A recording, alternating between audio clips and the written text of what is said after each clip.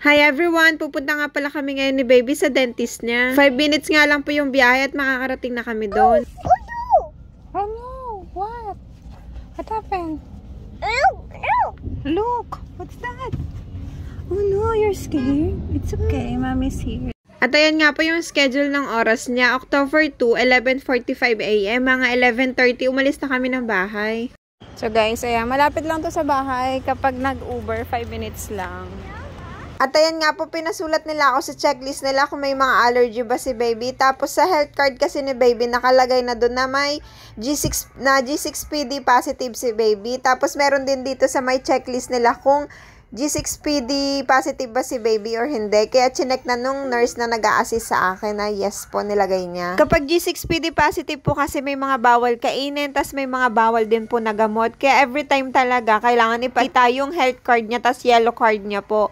Nandun yung list ng mga pagkain at gamot na bawal sa kanya. Tas pinirmahan ko na yung mga information. 150 yan, tingalan po yung bayad dito kapag nagpa-dentist ka. Ang gagawin nga po pala ngayon kay baby ay maglalagay ng fluoride sa ngipin niya para naman maging matibay po at hindi mabilis mabulok. Sinuggest po kasi ng pedya niya na kailangan ipa-check up na yung ngipin ni baby before siya mag 1 year old. Kaso nga hindi ko nagawa yung kaya ngayon before na lang siya mag 2 years old, pina-check up ko na yung ngipin niya. At ayan nga, para malibang, binigay ko yan sa kanyang libro at nalilibang-libang naman siyang kaunti. At tinuturo niya nga po yung witch, yung pumpkin daw, tapos yung star. Basta talaga may mga drawing ay gustong-gusto niya yan. At ayan nga, nahuhulog-hulog pa at sabi niya, oh no, oh no. Ang cute na nga ng mga expression ni baby. Tapos ayan nga, kala mo talaga ay marunong magbasa ng Chinese na. After 2 years ay mag-aaral na neto si baby ng Mandarin. Ako, hindi na kami magkakaintindihan talaga ni baby. Google Translate is life na ako lalo neto. Nung tapos na nga po sa libro si baby at nagsawa, nakusa niyang binalik po yung libro. Nakasanayan niya na rin kasi na magbalik ng gamit kung saan niya kinuha. Sana nga makalakihan niya na rin yung gantong ugali niya. At nung sinabi ko nga sa kanyang good job, ayan, tuwang-tuwa siya at nagpapakit pa sa akin. Mamaya iiyak na yan. Mahigit 30 minutes nga din kami nagantay bago kami natawag. At natapos na nga po yung ginawang procedure sa ngipin ni baby at hindi na ako nakapag-video. Ang ginawa lang po pala sa kanya ng dentist ay nilagyan ng fluoride yung mga ngipin niya. Tapos chinek po at sabi ng dentist ay okay naman. Very good nga daw po yung ngipin ni baby kasi maputi tapos malinis pa. Sabi pala ng dentist ay i-floss ko yung gitnang ngipin ni baby para yung mga nasisiksik na pagkain ay nalilinis talaga. Kaya ayun, bumili ako 90 NT nga po pala at marami ng laman. After nga po talaga kanila ng pagngangawa ni baby habang nilalagyan ng fluoride yung ngipin niya. Ayan, 30 minutes pala bawal kumain, uminom ng tubig o kahit anong intake po ay bawal. So guys, malapit dito sa may clinic yung park. Kaya pinag-park ko muna. Grabe yung iyak niya eh. Wow! Wow, you're so nice naman. Hi!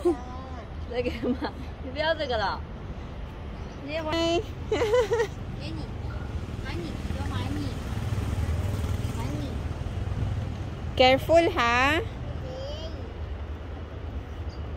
At ayun nga po, may nakita siyang bata dun sa may park. Tapos sinare niya yung sticker na binigay sa kanya dun kanina sa clinic. Kasi nga nag-iiyak siya, binigyan siyang sticker para tumigil siya sa pag-iiyak. Apat kasi yung sticker na hawak ni baby, binigay niya yung 3. Tapos yung isa nga tinira niya sa sarili niya. Tapos binabalik ng bata yung iba. Sabi ko okay lang.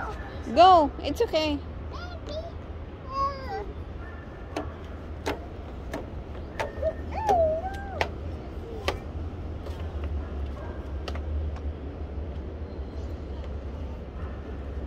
Oh no!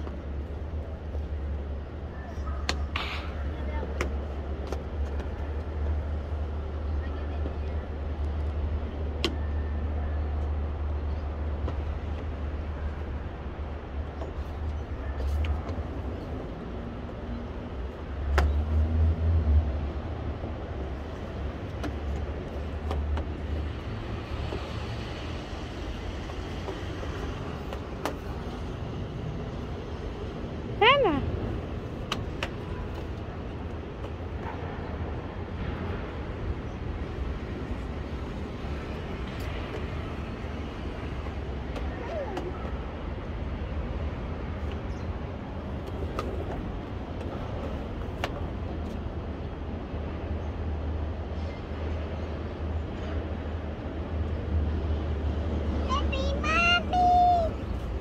Help me, mommy, please.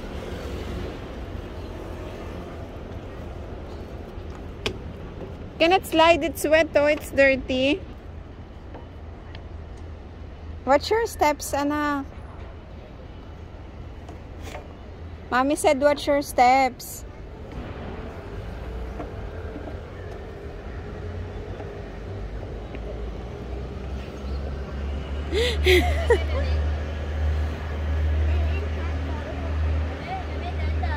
Baby, she will give you some stickers.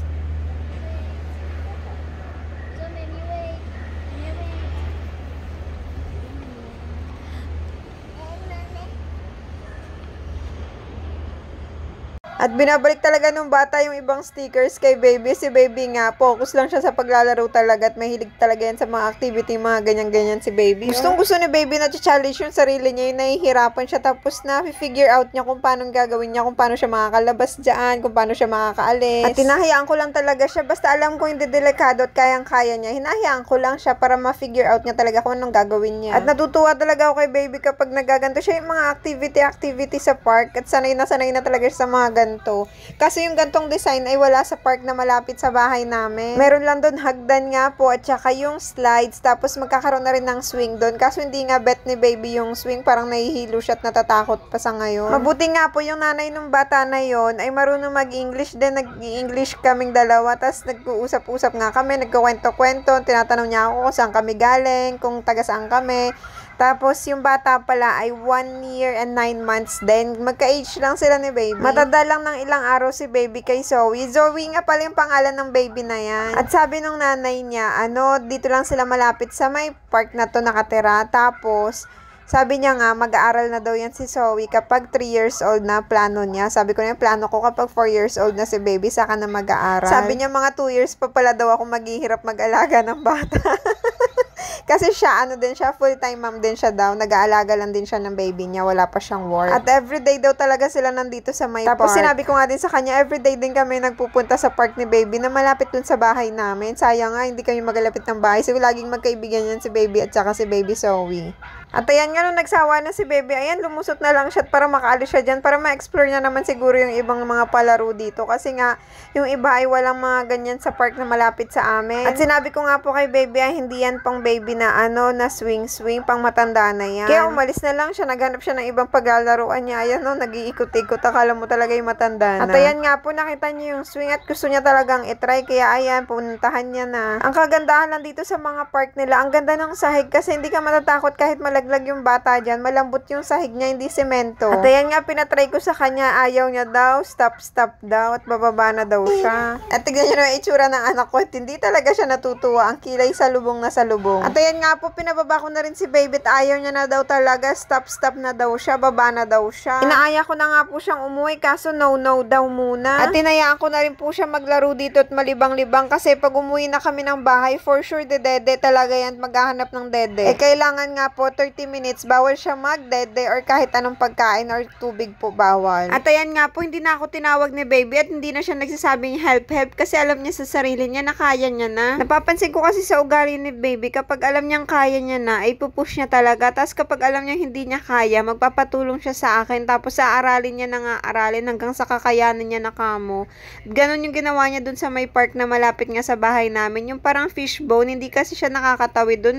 Ngayon kayang-kaya na talagang tumawid, sisiw na sa kanya. Kaya malaking bagay talaga kapag hinahayaan lang natin sila. Basta alam natin safe sila sa mga ginagawa nila. Lalo na yung mga gantong activity ni baby. At gustong gusto ko talagang ginagawa niya to. Kasi nga exercise na rin to. Tapos yung utak niya ba, lalong gumagana sa mga activity na ganito. Lalo na yung mga challenge kung paano tatawid. Sobrang blessed talaga kami na nandito kami sa Taiwan at nararanasan ni baby itong mga park dito sa Taiwan. At marami talaga mga park dito. Lalo na mga pambatang park. Kaya nakakatuwa talaga dito sa Taiwan. At ayan nga po, pagkatapos namin maglaro dito at umuwi na rin kami, kumuha na ako ng Uber kasi nga lagpas 30 minutes na rin naman para makatulog na rin si baby at makapagpahinga.